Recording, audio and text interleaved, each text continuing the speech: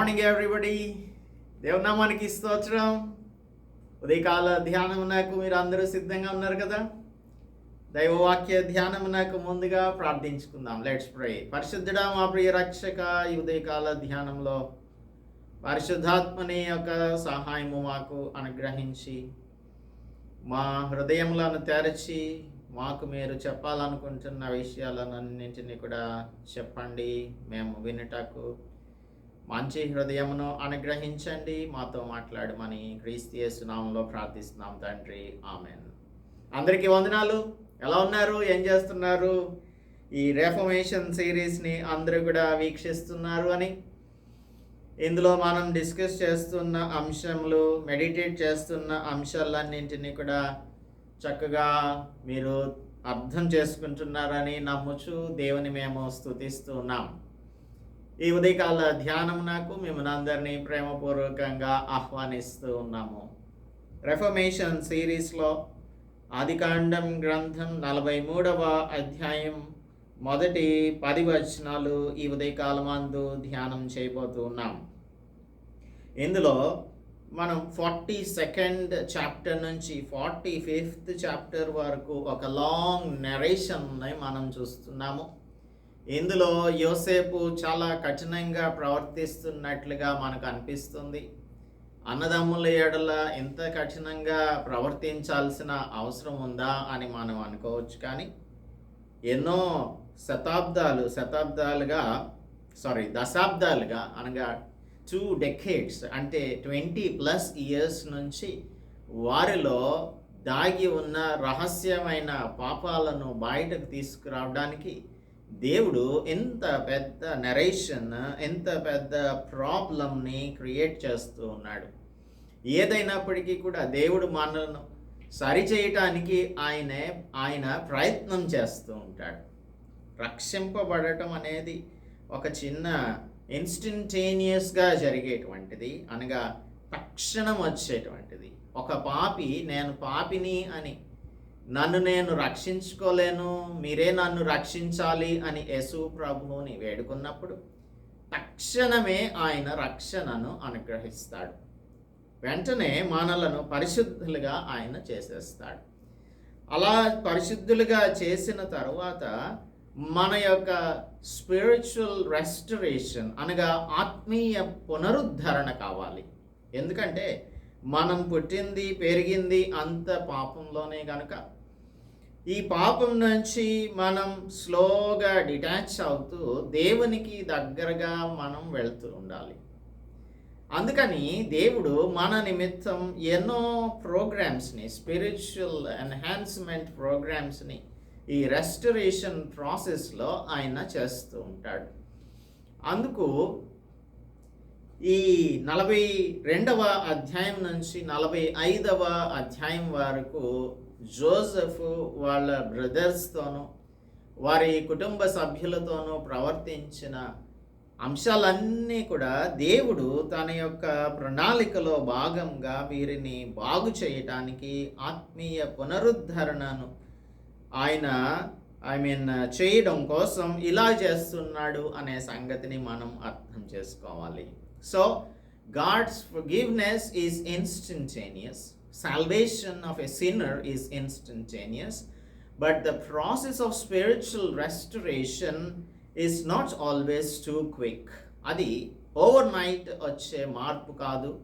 Overnight మనం రూపాంతరం చెందిన వారముగా కనిపించము, లేదంటే ఇవాల్వ్ అవ్వము. అందుకే ఇప్పుడు హెబ్రీ పత్రికలో మనకు 11వ అధ్యాయం 21వ వచనంలో జేకబ్ని గురించి, ఈరోజు మనం కాన్సన్ట్రేట్ చేస్తున్నది జేకబ్ యొక్క క్యారెక్టర్ మీద. ఈ అధ్యాయాన్ని పునస్కరించుకొని జేకబ్ క్యారెక్టర్ మీద మనం అధ్యయనం చేస్తున్నాము. 11వ అధ్యాయం 21వ వచనం చూద్దాం. 11:21 విశ్వాసమును బట్టి యాకోబు అవసాన కాలమందు యోసేపు కుమారులలో ఒక్కొక్కని ఆశీర్వదించి తన చేతి కర్ర మొదలు మీద ఆనుకొని దేవునికి నమస్కారం చేసెను. విశ్వాసమును బట్టి. విశ్వాసం అనేది చాలా అవసరం. మనం అనుకుంటాం మన పేరే విశ్వాసులు, వీఆర్ బిలీవర్స్ అని అనుకుంటాం కదా. విశ్వాసులమే కానీ మన విశ్వాసం చాలాసార్లు అల్ప విశ్వాసంగా ఉంటుంది. అసలు విశ్వాసం లేకుండా అయిపోతుంది. విశ్వాస రహితులుగా మనం జీవిస్తూ ఉంటాం. దేవుని నమ్మలేని పరిస్థితులలో మనం జీవిస్తూ ఉంటాం. అయితే మనం అనుకుంటాం వీఆర్ బిలీవర్స్ అనుకుంటాం, విశ్వాసులం మనం. కాబట్టి విశ్వాసం అనేది మనకు పేటెంట్ రైట్ అని, లేదు అంటే మనకు దేవుడు అనుగ్రహించిన కాపీ రైట్ అని అనుకుంటూ ఉంటాం. కానీ విశ్వాసం అనేది మన యొక్క జీవితంలో ఒక ప్రాసెస్ ప్రకారంగా బలపడుతుంది. ఆ బలపడే పరిస్థితిని తీసుకురావడం కోసం దేవుడు అనేకమైన ఇటువంటి ఈవెంట్స్ని మన జీవితాలలో జరిగిస్తూ ఉంటాడు. 2 దశాబ్దాల పాటు రహస్యంగా దాచుకున్న కుటుంబ పాపాన్ని దేవుడు వెలికి తీస్తూ ఉన్నాడు. అందుకే ఎంత లాంగ్ ప్రాసెస్ పడుతూ ఉంది. సో ఇప్పుడు ఒక కాలేమో సమాధికి దగ్గరగా ఉంది, కాటికి అంటారు కదా, కాటికి దగ్గరగా ఉన్నాడు ఇస్సాకు. ఇంకొక కాలేమో ఒక స్లిప్పరీ థింగ్, లేదంటే ఈ బనానా స్కిన్స్ ఉంటాయి కదా, అరటి పండు తొక్క మీద కాలేస్తే జారి పడిపోతామే. అలాగా జేకబ్ యొక్క జీవితం ఇక్కడ మనం చూస్తే 43వ అధ్యాయం, ఒక ప్రక్కన కాటికి దగ్గరగా ఒక కాలు చాపి ఉన్నాడు, ఇంకొక కాలేమో బనానా స్కిన్ మీద పెట్టి ఉన్నాడు అని చెప్పచ్చు. స్పిరిచువల్ రెస్టరేషన్ అనేది దేవుని మీద మాత్రమే ఆధారపడినప్పుడు జరుగుతుంది. లేదు అంటే ఆ స్పిరిచువల్ రెస్టరేషన్ ప్రాసెస్, ఆత్మీయ పునరుద్ధరణ అనే ప్రక్రియ ఆగిపోతుంది, లేదు అంటే కుంటుపడుతుంది. కుంటుపడిన ఆత్మీయ జీవితాన్ని పునరుద్ధరించడానికి యోసేపు ద్వారా కార్యాన్ని జరిగిస్తూ ఉన్నాడు. అదేవిధంగా కరువు ద్వారా కార్యాన్ని జరిగిస్తున్నాడు. Let us go to 43rd chapter verse 1 and 2. ఆ దేశమందు కరువు భారంగా ఉండెను గనుక వారు ఐగుప్తు నుండి తెచ్చిన ధాన్యం తినివేసిన తరువాత వారి తండ్రి, మరలా మీరు వెళ్ళి మన కొరకు కొంచెం ఆహారం కొనుడి అని వారితో అన్నాడు. ఎవరితో అన్నాడు? తన కుమారులైన వారితో. ఇప్పుడు ఎంతమంది ఉన్నారు? 9 + 1 10. 9 మంది పెద్దవాళ్ళు, చిన్నవాడైన బెన్యామీను, వీళ్ళు ఇక్కడ ఉన్నారు. అయితే ఈ 9 మంది కుమారులతో మీరు మరలా వెళ్ళి మన కొరకు ఆహారం కొంచెం కొనుడి అని వారితో చెప్పాడు. ఇప్పుడు జేకబ్ యొక్క లీడర్షిప్, నాయకత్వం క్రైసిస్ టైమ్స్లో it is not a pattern that is to be followed. ఆయన యొక్క సమస్యలు వచ్చినప్పుడు ఆయన యొక్క నాయకత్వం ఎందుకు కూడా పనికిరాదు. దీనా విషయంలో మనం ఆలోచన చేసినప్పుడు తన కుమారులైనటువంటి వారు షెకెమును తర్వాత వారి సంతతి, లేదంటే ఆ క్లాన్ అంతటిని కూడా ఏ విధంగా నిర్మూలన చేశారో, పురుషులందరినీ చంపేశారో, స్త్రీలందరినీ చెరపట్టి వచ్చాడో, ఇదంతా మనం చూస్తే Jacob lost his control because he was not spiritually leading his life. అన్నీ కూడా ఆత్మీయ హెచ్చు తగ్గులు తన యొక్క జీవితంలో మనం చూస్తున్నాం. అయినా కూడా హెబ్రీ గ్రంథకర్త ఎందుకు ఇలా చెప్తున్నాడు? విశ్వాసమును బట్టి యాకోబు అవసాన కాలమందు తన చేతి కర్ర మొదలు మీద ఆనుకొని దేవునికి నమస్కారం చేశాడు అని అంటున్నాడు. అంటే ఇది మనం పరిశీలన చేయవలసి ఉంది ఈరోజు. జెనసిస్ చాప్టర్ 19లో ప్రోక్రాస్టినేషన్ గురించి మనం మాట్లాడతాం. ఎందుకు మనం ఈ 19వ అధ్యాయంలో లోతు విషయాన్ని మనం ఆలోచన చేస్తున్నాం అనేది ఇప్పుడు జేకబ్ యొక్క ప్రోక్రాస్టినేషన్ని మనం అర్థం చేసుకుంటే, అంటే తడవు చేయుట అనేది చాలాసార్లు it evolves out as a costly affair, ఖరీదైన ఖరీదైనటువంటి మూల్యాన్ని చెల్లించాల్సిన పరిస్థితిని తీసుకొస్తుంది. ప్రోక్రాస్టినేషన్, తడవు చేయటం. అసలు ఈ సొదొమ గొమొర్రా పట్టణాలను దేవుడు నాశనం చేస్తాడని చెప్పి వారు అంటూ ఉంటే, దేవదూతలు 16వ వచనంలో 19:16లో అప్పుడు అతడు తడవు చేశాను అని లోతుని గురించి రాయబడింది. అప్పుడు అతని మీద యెహోవా కనికరపడుట వలన ఆ మనుషులు అతని చేతిని, అతని భార్య చేతిని, అతని 2 కుమార్తెల చేతిని పట్టుకొని వెలుపలికి తీసుకొని వచ్చి ఆ ఊరి బయట ఉంచారు. అయితే 20వ వచనం చూడండి. 20వ వచనంలో ఇక్కడ నుంచి మీరు వెళ్ళిపోవాలి అని అంటే వీరు అంటున్నారు, ఇదిగో నీ కటాక్షం నీ దాసుని మీదకి వచ్చినది, నా ప్రాణం రక్షించుట వలన నీవు నా ఎడల కనపరిచిన నీ కృపను కనపరిచితివి. నేను ఆ పర్వతం నాకు తప్పించుకొని పోలేను, ఈ కీడు నాకు సంభవించి చచ్చిపోవుదునేమో. దేవుడేమో సేవ్ చేయడానికి పర్వతానికి పారిపోమంటుంటే, ఇదిగో పారిపోవుటకు ఈ ఊరు సమీపంగా ఉన్నది, ఇది చిన్నది, నన్ను అక్కడికి తప్పించుకొని పోనిమ్ము అని సోయరు అనే ఊరికి వెళ్ళాలని అనుకుంటున్నాడు. ఎలా తడవు చేస్తున్నాడో చూడండి. తడవు చేసింది గాక పర్వతానికి పారిపోమంటే ఆ సోయరు అనే ఆ ప్రదేశానికి, చిన్న ఊరికి వెళ్ళాలని అనుకుంటున్నాడు లోతు. ఇప్పుడు యాకోబుని గురించి మనం చూస్తే 1 సంవత్సరం క్రితం, దాదాపుగా 1 సంవత్సరం అయిపోయింది, వీరు ఐగుప్తు దేశానికి కరువు వచ్చిన మొదటి సంవత్సరంలో వెళ్ళారు. వెళ్ళిన తర్వాత ఈ చాప్టర్లోను నెక్స్ట్ చాప్టర్లోను చూస్తే ఇంకా కరువు 5 సంవత్సరాలు ఉంది. కనుక ఈ 5 సంవత్సరాలు కూడా మీరు బ్రతకాలి అంటే మీరు వెళ్ళి మీ తండ్రిని కుటుంబాన్ని తీసుకొని ఇక్కడికి రండి అని జోసెఫ్ చెప్తున్న దానిని బట్టి ఇప్పటికీ 1 సంవత్సరం సుమారుగా అనుకుందాం, లేదంటే 1 సంవత్సరం అయిపోయింది. సంవత్సరం అయిపోయిన తర్వాత అక్కడ కరువు భారంగా ఉందని తెలుసు. కరువు ఇంత భారంగా ఉన్నప్పుడు కొంచెం ధాన్యం కొంచెం ఆహారం తీసుకురమ్మండం ఏంటి? అసలైతే భారంగా కరువు ఉన్నప్పుడు ఎక్కువ ఆహారం తీసుకురండి అని చెప్పాలి. ఇప్పుడు లాస్ట్ టైం మీరు తెచ్చింది మనకు 6 months లేదంటే 9 months లేదంటే 1 year సరిపోయింది మీరు తెచ్చిన ఆహార పదార్థాలు. ఇప్పుడు మీరు వెళ్ళి 2 సంవత్సరాలకి సరిపడినంత తీసుకురండి అని చెప్పాలి. కానీ ఈ ఎస్టిమేషన్ విషయంలో జేకబ్ సరి అయిన రీతిలో ఎస్టిమేట్ చేయటం లేదు. ఇంకా పోనీ ప్రార్థన చేస్తున్నాడా అంటే అది కూడా చేయటం లేదు. మీరు మరలా వెళ్ళి మన కోసం ఆహారం తీసుకురండి అని ఎలా చెప్తాడు? వారు ముందుగానే చెప్పారు.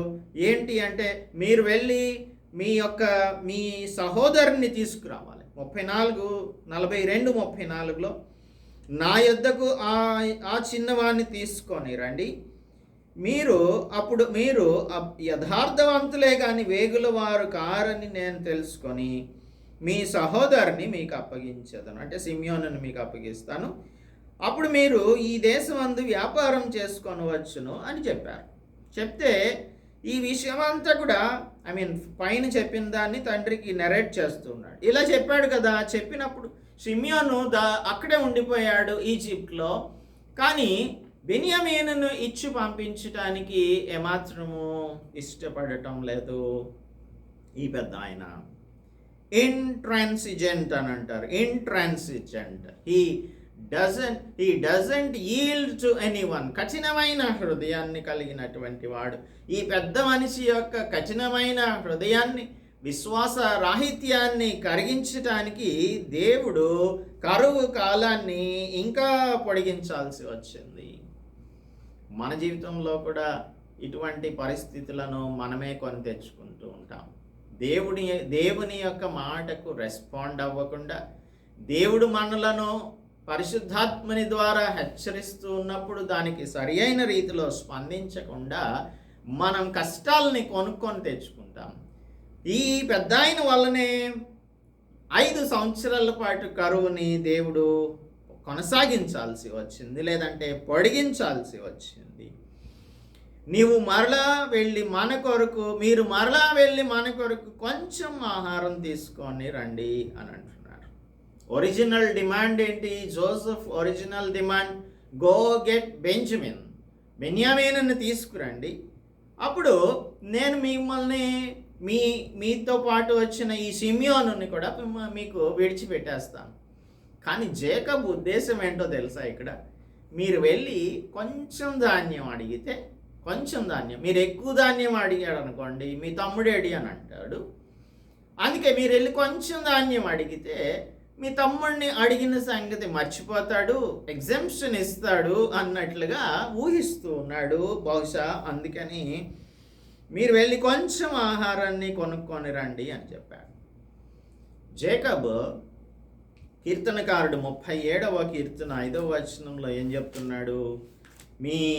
నీ మార్గమును యెహోవాకు అప్పగింపుము, నీవు ఆయనను నమ్ముకొనుము అని చెప్తున్నాడు. కానీ జేకబ్ ఆయనను నమ్మడం లేదు. 37:5లో చదువుకోవచ్చు మనం. నీ మార్గమును యెహోవాకు అప్పగింపుము, నీవు ఆయనను నమ్ముకొనుము, ఆయన నీ కార్యం ఆయన నీ కార్యం నెరవేరుస్తాడు, ఆయన నీ కార్యం నెరవేర్చును. నెక్స్ట్ 7th verseలో ఏమంటాడంటే, యెహోవా ఎదుట మౌనంగా ఉండి ఆయన కొరకు కనిపెట్టుకొనుము. ఎవరి కోసం కనిపెట్టుకుంటున్నాడో తెలియదు, ఏం చేస్తున్నాడో తెలియదు, కుటుంబాన్ని సరి అయిన రీతిలో నడిపించట్లేదు.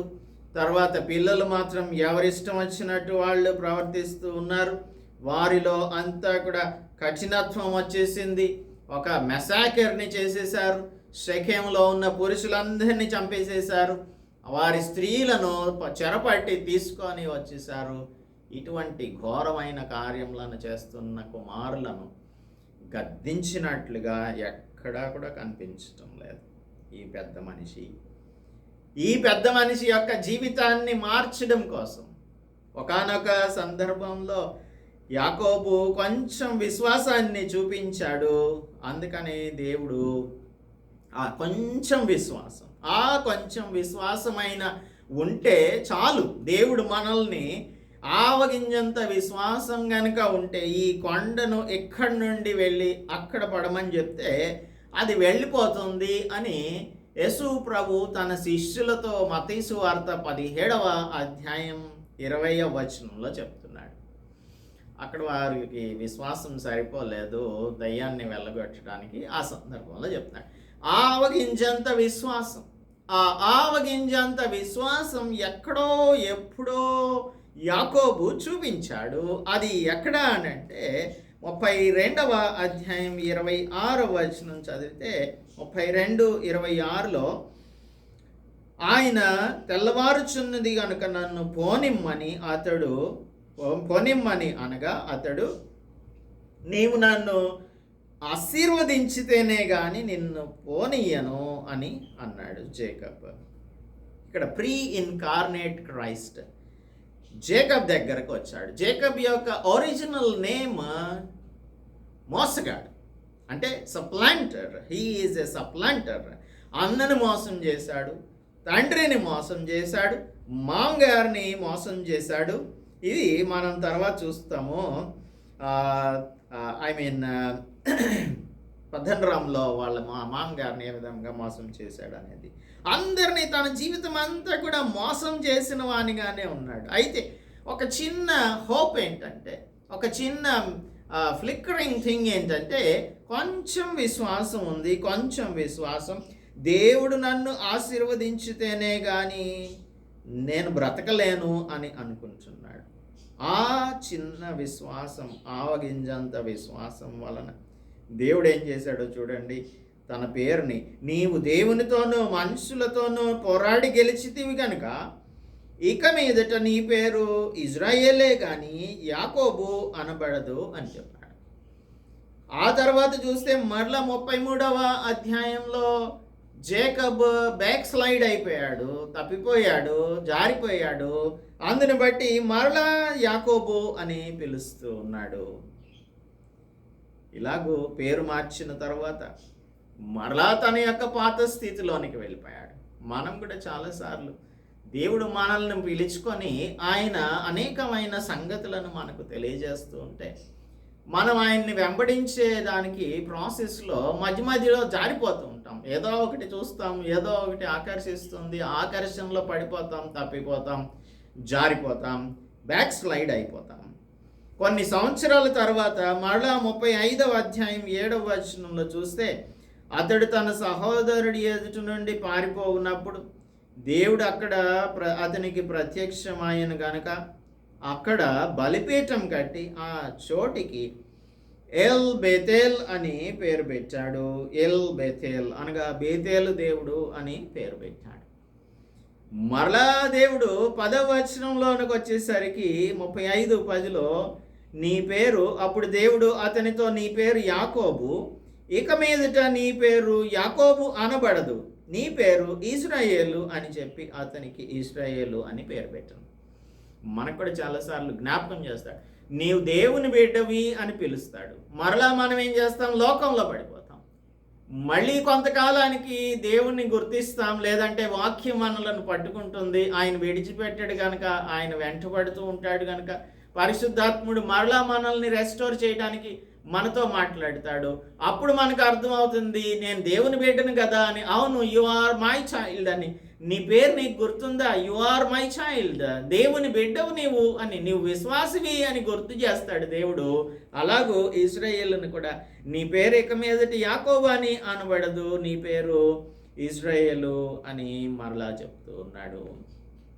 43వ అధ్యాయంలో మరలా 6వ వచనంలో చూడండి, అందుకు ఇశ్రాయేలు, మీకు ఇంకొక సహోదరుడు కలడని మీరు ఆ మనుష్యునితో చెప్పి నాకు ఎంత శ్రమ కలుగజేయనేలా అంటున్నాడు.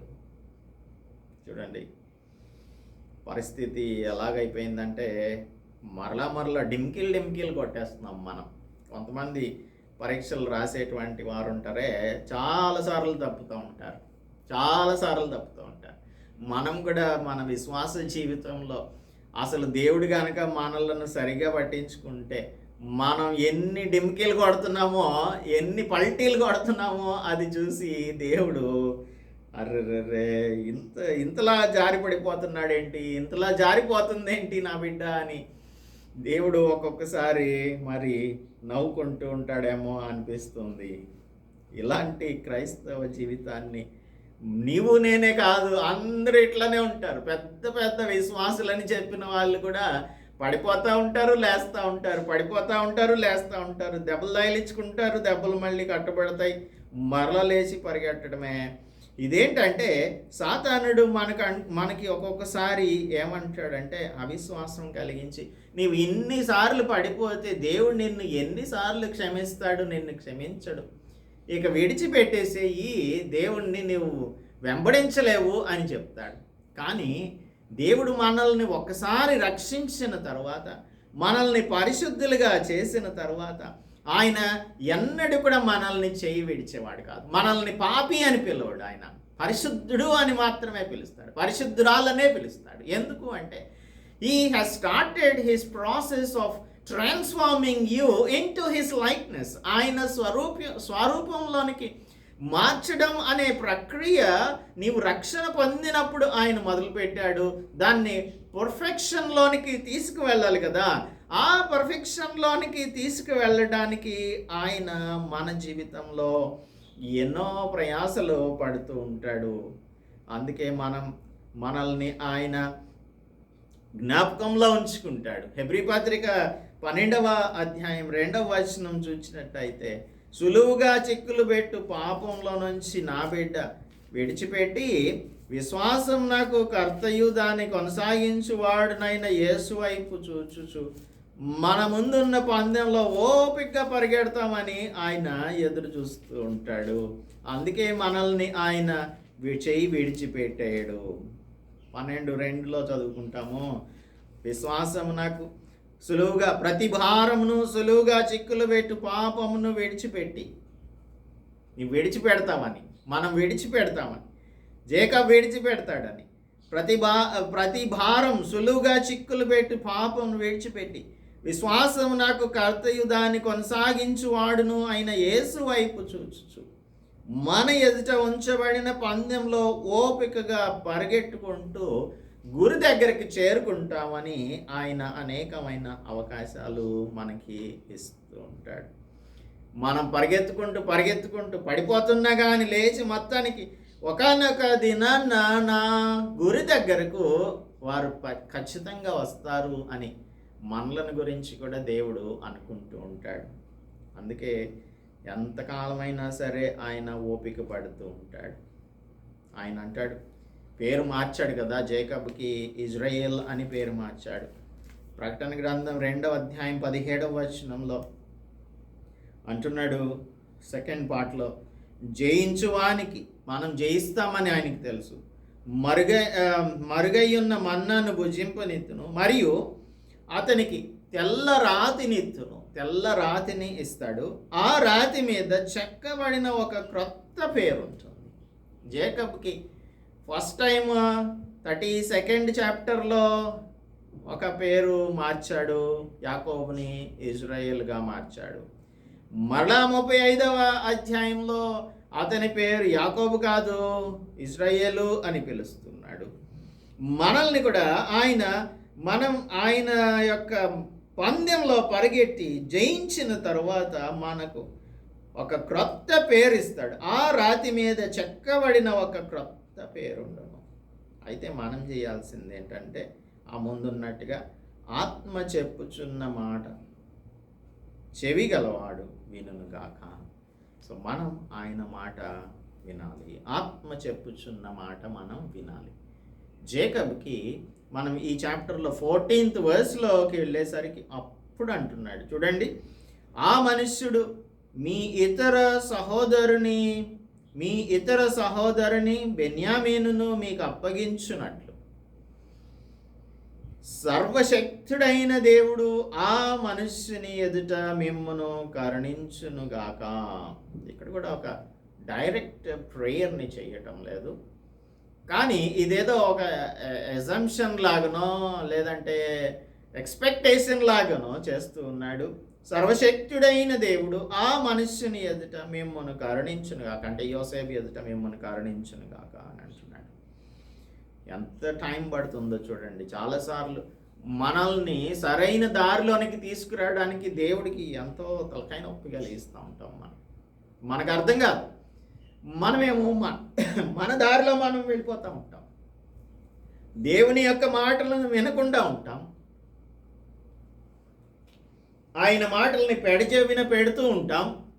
అయితే దేవుడేమో, ఈ నా బిడ్డ కొంచెం సమయం హీ బెగ్స్ ద లార్డ్, తండ్రి అయిన దేవుని ఆయన అడుగుతూ ఉంటాడు, కొంచెం సమయం ఇవ్వయ్యా, నీరు కడతాను, దీన్ని బాగు చేస్తాను మదర్లో, నెక్స్ట్ ఇయర్ కల్లా ఫలం ఫలించకపోతే అప్పుడు నువ్వు నరికేయచ్చు అని చెప్తా ఉంటాడు. అలాగా ఆయన he buys time for you and me, నీ కోసం నా కోసం తండ్రి దగ్గర సమయాన్ని ఆయన కొనుక్కుంటూ ఉన్నాడు. మారుతామని ఆయన, మనం జయిస్తామని ఆయన మనకు క్రొత్త పేరుని సిద్ధం చేసి ఉంచి మనం ఓపికగా ఆ గురి వద్దకు పరిగెత్తుకొని వస్తామని గురి దగ్గర ఆయన మెడల్ పట్టుకొని నుంచుంటాడు, జీవ కిరీటాన్ని పట్టుకొని ఉంటాడు. అసలు పాలు చెప్తున్నట్టుగా నా కోసం జీవ కిరీటం ఉంచబడింది అని అంటాడే, ఆ కిరీటాన్ని, అక్షయమైన కిరీటాన్ని ఆయన పట్టుకొని మీరు వస్తే మీకు పెడతాను అని మనలను గురించి ఆయన ఎదురు చూస్తూ ఉంటాడు. మనం ఏం చేస్తూ ఉంటామంటే 6వ వచనంలో జేకబ్ అంటున్నాడు, 6వ వచనంలో, అందుకు ఇశ్రాయేలు వీళ్ళు అంటున్నారు, మేము వెళ్ళడానికి మేము సిద్ధంగా లేము అని చెప్తూ ఉన్నాడు యూదా ఎందుకు ఇనిషియేటివ్ తీసుకుంటున్నాడంటే, యోసేపును అమ్మటానికి యూదానే ప్రధాన కారణం. ప్రపోజ్ చేసిన వాడు ఎవరంటే 37:26లో ఇదే ఆదికాండంలో మిద్యానీయులకు వీన్ని అమ్మేద్దాము అని ప్రపోజ్ చేసిన వాడు యూదా. అందుకే ఇక్కడ గతంలో మనం సిమియోన్ గురించి కూడా చదువుకున్నాం కదా. రూబేన్ లేనప్పుడు సిమియోను పెద్దవాడు కాబట్టి he has to control his brothers, కానీ కంట్రోల్ చేయకుండా ఈ యోసేపును అమ్మేసే కార్యక్రమంలో తాను కూడా పాలిభాగస్తుడు అయ్యాడు. కనుక దేవుడు ఆయనకు పాఠం నేర్పించడానికి ఐగుప్తు దేశంలో బంధించి ఉంచాడు చెరసాలలో, తన యొక్క స్పిరిచువల్ రెస్టరేషన్ కోసం. ఇప్పుడు యూదాను దేవుడు రెస్టోర్ చేయడానికి చూస్తున్నాడు. అందుకే యూదా అంటున్నాడు, మేము వెళ్దామని అంటున్నాడు. మీరు మా తమ్ముడిని మాతో కూడా పంపిస్తేనే మేము వెళ్తాము అని అంటున్నాడు. అప్పుడు యాకోబు అంటున్నాడు, మీరు నిజమెందుకు చెప్పారు అసలు? ఇలా అనొచ్చా? అబద్ధం చెప్పమని తండ్రి కోరుకుంటున్నాడు. అందుకు ఇశ్రాయేలు, మీకు ఇంకొక సహోదరుడు కలడని మీరు ఆ మనుషునికి చెప్పి నాకు ఇంత శ్రమ కలుగు చేయనేలా, అంటే అబద్ధం చెప్పేస్తే నాకు శ్రమ కలగకుండా ఉంటుంది అని ఆయన యొక్క ఉద్దేశం. అప్పుడు వారు, ఆ మనుష్యుడు మీ తండ్రి ఇంకా సజీవుడై ఉన్నాడా, మీ సహోదరుడు ఉన్నాడా అని మమ్మల్ని గురించి మా బంధువులను గురించి ఖండితంగా అడిగినప్పుడు మేము ఆ ప్రశ్నలకు తగినట్టుగా అతనికి వాస్తవం చెప్పాము, అబద్ధం ఎలా చెప్తాము అని ప్రశ్నిస్తూ ఉన్నాడు. 8వ వచనం, యూదా తన తండ్రి అయిన ఇశ్రాయేలును చూచి అడ్మానిష్ చేస్తున్నట్టుగా, we will not go unless you send Benjamin, మాతో పాటు ఆ చిన్నవాడిని మాతో పంపించు అని. అప్పుడు మేమే కాదు, నీవును మా పిల్లలను చావక బ్రతుకుతాము. ఇంకా చూడండి, మంచి మాట చెప్తున్నాడు. నేను అతని గూర్చి పూట పడుదును, అతని గూర్చి I will be the guarantee, నేను ఈ బెన్యామీనుకు షూరిటీ ఇస్తున్నాను అంటున్నాడు. యేసు ప్రభు యూదా గోత్రంలో నుంచి వచ్చాడు. ఆయన మన జీవితానికి గ్యారంటీ ఇవ్వడానికి వచ్చాడు, నిత్య జీవాన్ని అనుగ్రహించడానికి వచ్చాడు. ఇప్పటికి ఇంకా తెలియదు ఏ గోత్రంలో నుంచి మెస్సయ్య వస్తాడు అనేది. ఈ యూదా గోత్రంలో నుంచి మెస్సయ్య వస్తాడు అనే దానికి ఇక్కడ మనకు ఒక బీజం కనిపిస్తుంది. నేను అతని గురించి పూట పెడతాను, నేను అతని తిరిగి నీ వద్దకు తీసుకొని వచ్చి నీ ఎదుట నిలువబెట్టని ఎడల ఆ నింద నా మీద ఎల్లప్పుడూ ఉండునుగాక. మాకు తడవు కాకపోయిన ఎడల, నీవెంత ప్రోక్రాస్టినేట్ చేస్తున్నావే, ఎంత నాంచుతూ ఉన్నావే, ఈ ప్రోక్రాస్టినేషన్ వలన మేము ఈ పాటికి 2వ మారు తిరిగి వచ్చి ఉందాము. ఎప్పుడో చెప్పాం మీకు, 1 year అయిపోయింది చెప్పి. బెంజమిన్ని పంపిస్తేనే అతని దగ్గరికి మేము వెళ్తామని ముందుగానే చెప్పాం. ఇప్పుడేమో కరువు అంతా భారంగా ఉంది, అయినా కూడా నీవు ఏం చేస్తున్నావు, మమ్మల్ని వెళ్ళనివ్వలేదు, బెన్యామీన్ని ఇవ్వలేదు కాబట్టి మేము వెళ్ళలేదు. వెళ్ళకపోవడం వల్ల ఇప్పుడు మన యొక్క ప్రాణాలే పోయే పరిస్థితి వచ్చింది. దేవుణ్ణి నమ్మాలి. దేవుడు మన మార్గాల్ని దేవునికి అప్పగించాలి. యాకోబు అప్పగించలేకపోతున్నాడు. నీవు ఆయన్ని నమ్ముకోమని చెప్తుంటే ఆయన్ని నమ్ముకోలేకపోతున్నాడు. దేవుడు మన కార్యాన్ని నెరవేరుస్తాడని దేవుని వాక్యం చెప్తూ ఉంటుంటే మనమేమో ఆయన కార్యాన్ని నెరవేర్చడానికి సహకరించడం లేదు. ఇంకా యథార్థవంతులమని అనుకుంటూ అబద్ధాలు చెప్పేటువంటి వారంగా, ఇతరులను అబద్ధాలు చెప్పమని ప్రోత్సహించేటువంటి వారంగా కుమారులను తండ్రి ప్రోత్సహిస్తూ ఉన్నాడు అబద్ధం చెప్పమని. నీవు మాకు తడవు చేయకుండా ఉన్నట్టయితే ఇప్పుడు 2వ మారు మేము తిరిగి వచ్చేటువంటి వారం అని తన తండ్రికి చెప్తూ ఉన్నాడు.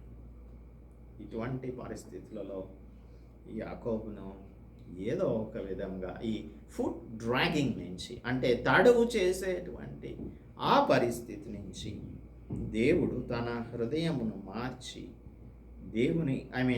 బెన్యామీనును పంపించేలాగా, ఇంకా కొన్ని కానుకలను తీసుకొని వెళ్ళండి అని చెప్పి దేవుని మీద భారం వేసి పంపించినట్లుగా నెక్స్ట్ వర్సెస్లో మనం చూస్తాం.